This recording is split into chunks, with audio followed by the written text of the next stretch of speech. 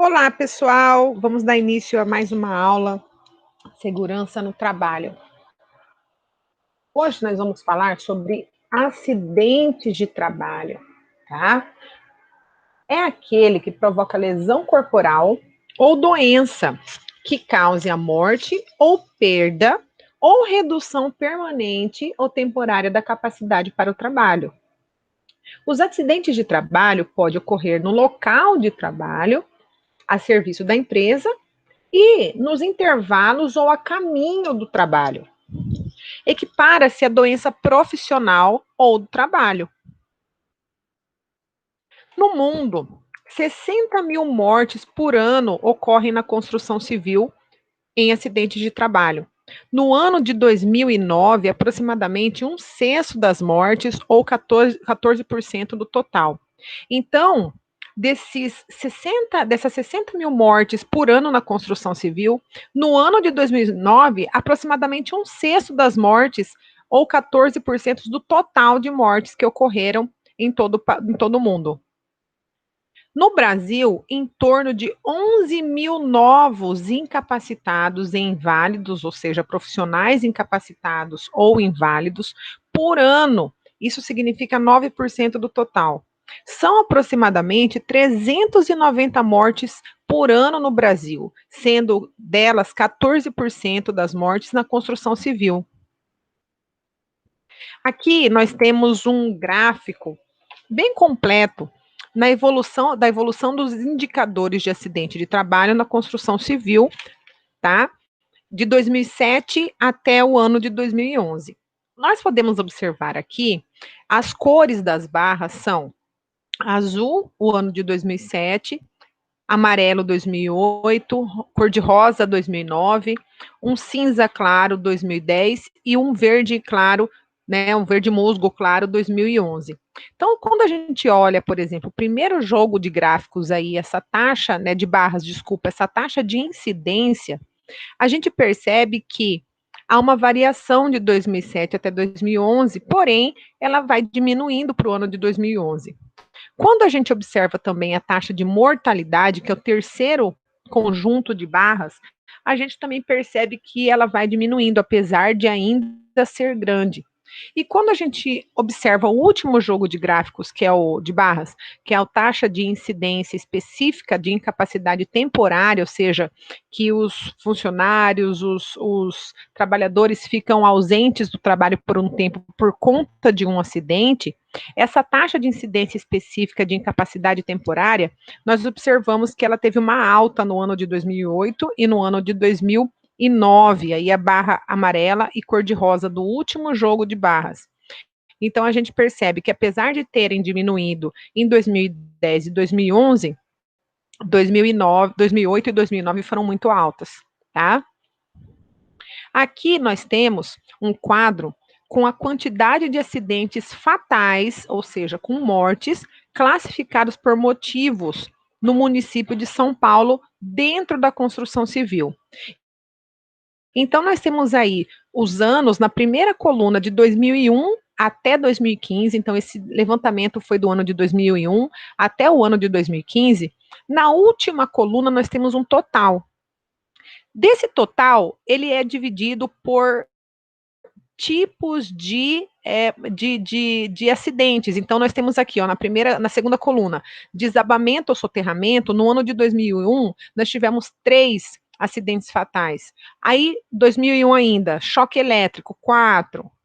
Queda de operário, 9. Queda de objeto, nenhuma. Elevadores, nenhuma. Acidente com equipamento, uma. Outros fatores, nenhum. Então, total, 17 mortes dentro do setor da construção civil no município de São Paulo. Quando nós observamos aí os outros anos, nós podemos observar, podemos identificar também que os principais, né, todos os que tem os motivos que nós temos aqui nesse quadro, todos com desabamento e soterramento, todos os anos nós temos pelo menos uma morte, né? Então, na segunda coluna aí, por motivo, desabamento e soterramento. Choque elétrico, nós temos quase todas, né? Com exceção do ano de 2006, o ano de 2007, 2008, 2010, 2014 e 2015, que não tiveram nenhuma morte. Queda, acidentes fatais por queda, nós tivemos em todos os anos. Então, queda de operário.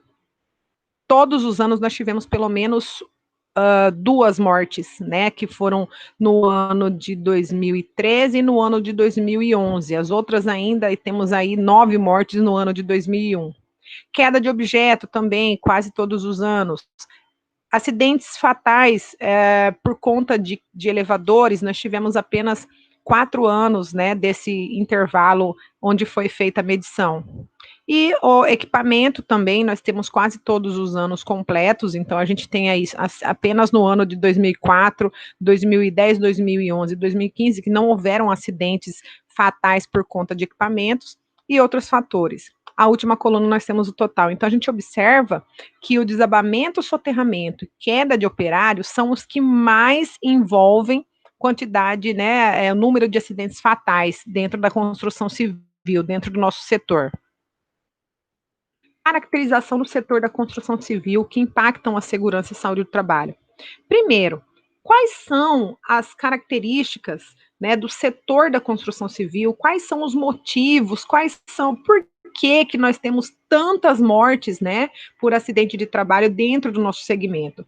Primeiro, muita terceirização da execução das obras. Então, às vezes, dentro de uma única obra, nós temos aí vários prestadores de serviços que não participam da metodologia dos treinamentos, não utilizam os equipamentos de segurança, não seguem as normas, né, da construtora que está ali na obra por serem terceirizadas. Então, é muita terceirização da execução das obras. Segundo, baixa capacitação da mão de obra. Então, ainda mesmo hoje, no ano de 2020, nós temos muitos profissionais, engenheiros, arquitetos, tecnólogos, técnicos de edificações, que não se preocupam em apoiar e capacitar a mão de obra dentro da edificação, dentro da obra, né, dentro do canteiro de obras. Nós temos também uma alta rotatividade da força de trabalho. Então, a gente tem aí essa questão dos funcionários não serem, né, dos operários não serem fidelizados. Então, a gente tem uma alta rotatividade. Os pedreiros, a mão de obra, é difícil eles ficarem numa obra só, com uma empresa só por muito tempo. Eles sempre estão buscando empregos e salários melhores de obra em obra. Nós temos uns prazos curtos na construção.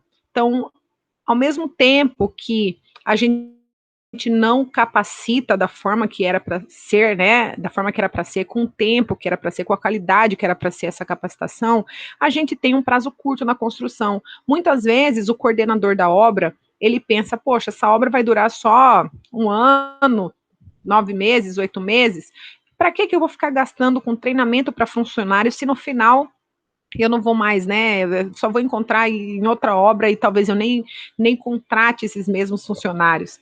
Então, o prazo é muito curto para que os responsáveis pelas obras e pelas empresas pensem numa capacitação.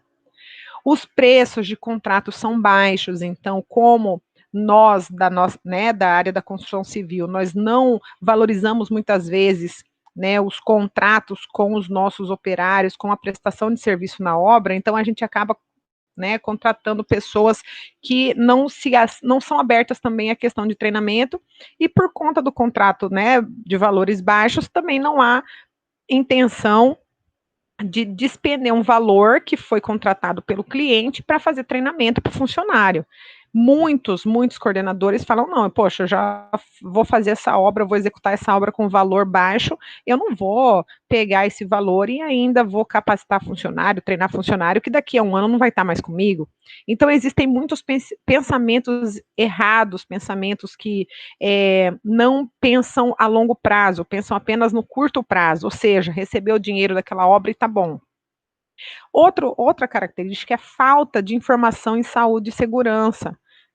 Muitos da nossa área também acham que quem tem que saber tudo sobre segurança do trabalho é o técnico de segurança do trabalho que está sendo pago ali para ficar na obra, para ficar fazendo toda essa coordenação, mas não pensam que todos nós fazemos parte da segurança e saúde do trabalho no canteiro de obras.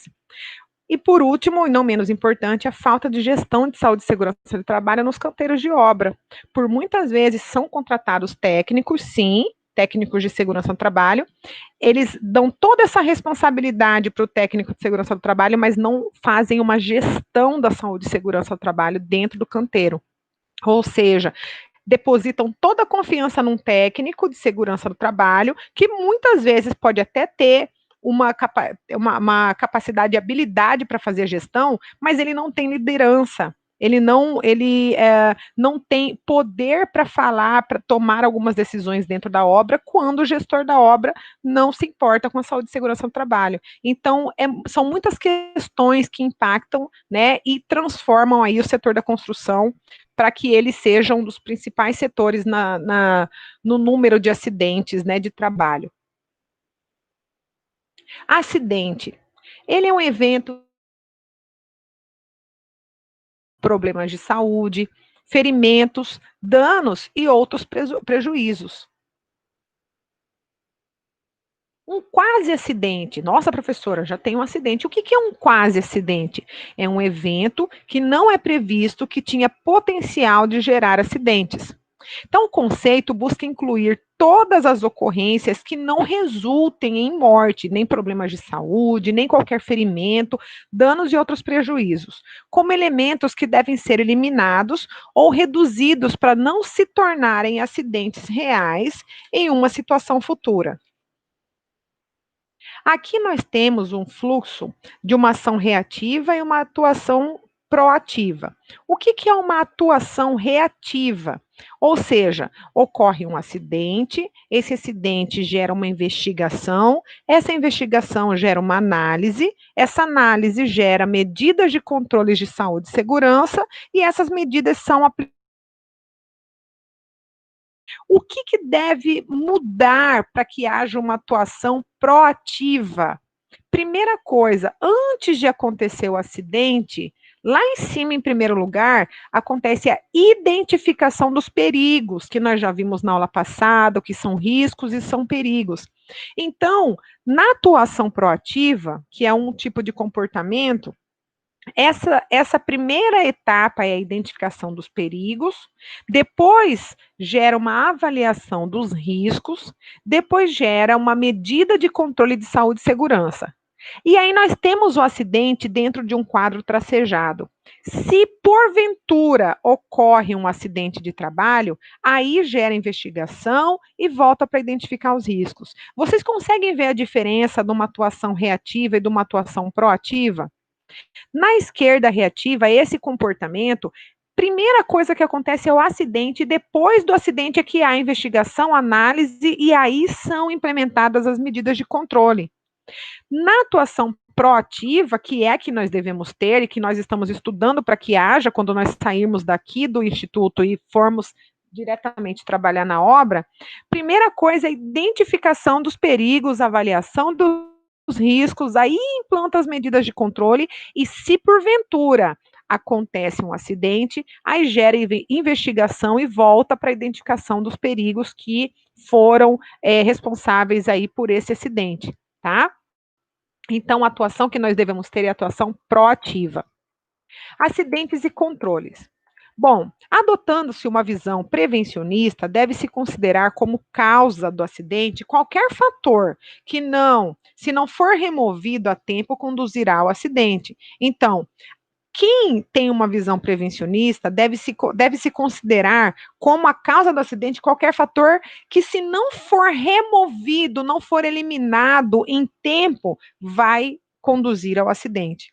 A importância desse conceito reside no fato incontestável de que os acidentes, presta atenção, os acidentes não são inevitáveis e não surgem por acaso, mas sim são causados e passíveis de prevenção. Existe forma de prevenir os acidentes. Então, pelo conhecimento, pela eliminação a tempo de suas causas. Então, quando a gente conhece, elimina dentro de um curto espaço de tempo ali, ou seja, em tempo antes dele acontecer, né? A gente identifica, conhece e elimina as suas causas, a gente pode prevenir o acidente. Aqui eu tenho uma imagem de um acidente de trabalho, né? Então, o acidente de trabalho deve-se principalmente a duas causas. Vamos lá. Primeiro, atos inseguros. Os atos inseguros são os fatores pessoais dependentes das ações dos homens que são fontes causadoras de acidentes. Vamos ver alguns exemplos? Primeiro, quando o operário permanece sobre cargas suspensas, quando vai operar máquina sem estar habilitado, autorizado, ou seja, o que a gente mais vê dentro da construção civil é operador de máquina operando retroescavadeira, operando bobcat, sem nenhum tipo de curso ou certificado. Terceiro, deixar de usar os equipamentos de proteção individual. Oxe, isso daí é rotina. O que mais a gente vê são funcionários, são equipes que não querem usar os equipamentos de proteção individual porque se sentem incomodados.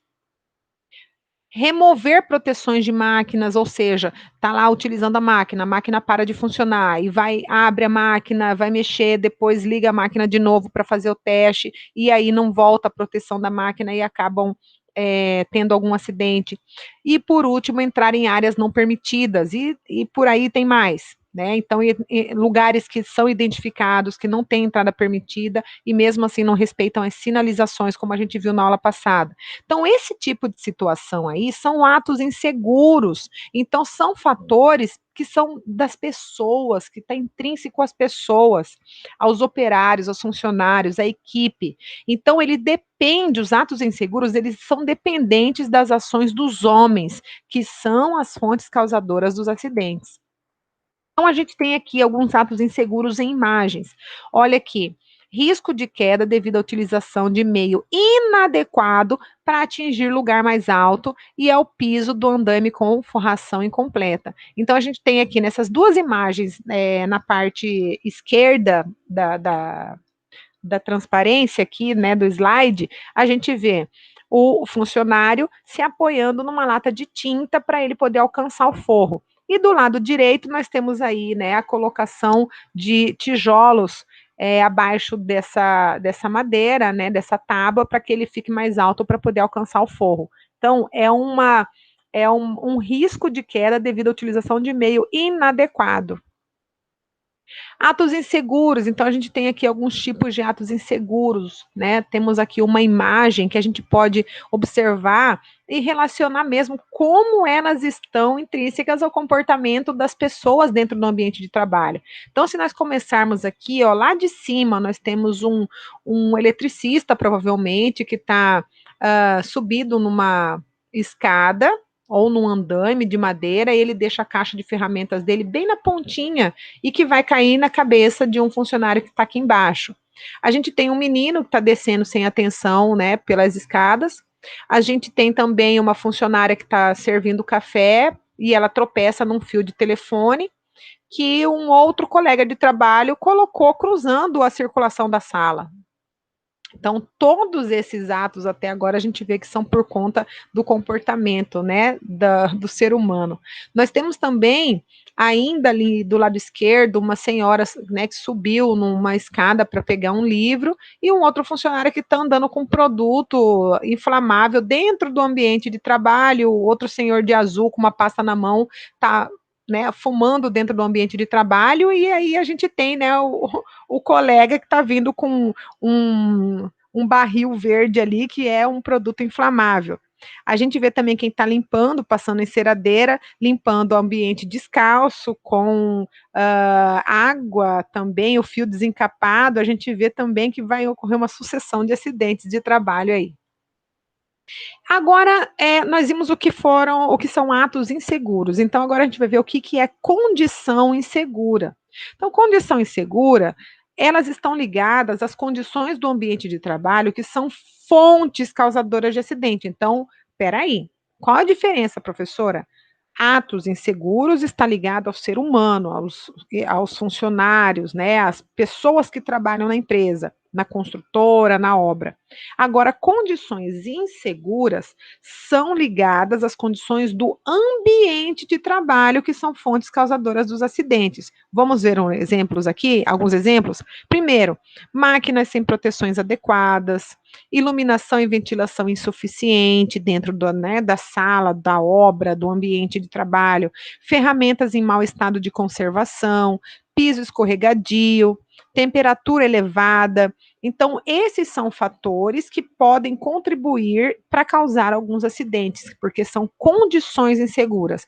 Por exemplo, a gente está cansado de saber, que a gente já viu, inclusive nos comentários nas nossas aulas presenciais, que o fator temperatura, ele pode acarretar num cansaço, pode acarretar numa falta de atenção e pode gerar um acidente.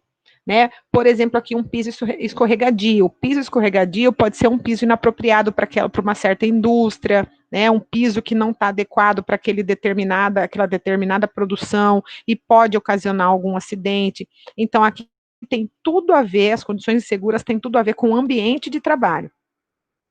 Aqui nós temos algumas condições inseguras, operacionais, né? Desculpa, outras causas de acidente de trabalhos. Operacionais, que são falhas de componentes materiais ou equipamentos. Ambientais, mudança climática, né? Ou, por exemplo, como a gente falou, alta temperatura dentro do ambiente de trabalho. Aqui algumas causas organizacionais, que é falta de treinamento, construção das instalações. E também as pessoais, que são erros e problemas de saúde. 75 mil acidentes, 88% são causados por atos inseguros, 10% por condições inseguras e os demais 2% por causas imprevistas. Condições inseguras e os atos inseguros são igualmente importantes na gênese dos acidentes, devendo-se dar, em consequência, igual importância à remoção dos dois tipos de causas de acidentes nas organizações. Então, não é porque a gente viu ali num número, né, que foi publicado ali em 1959, dos 75 mil acidentes levantados, 88% são causados por atos inseguros e 10% por condições inseguras. Independente, os dois tipos devem ser devem ter a mesma importância, tá, na hora da remoção dos dois tipos, né, de causas para os acidentes nas organizações. E a gente tem aqui, ó, alguns tipos de acidentes, pessoal. A gente tem o acidente pessoal, que é um acidente que será por consequência uma lesão. Acidente de trajeto ocorre no percurso da residência para o trabalho ou do trabalho para a residência.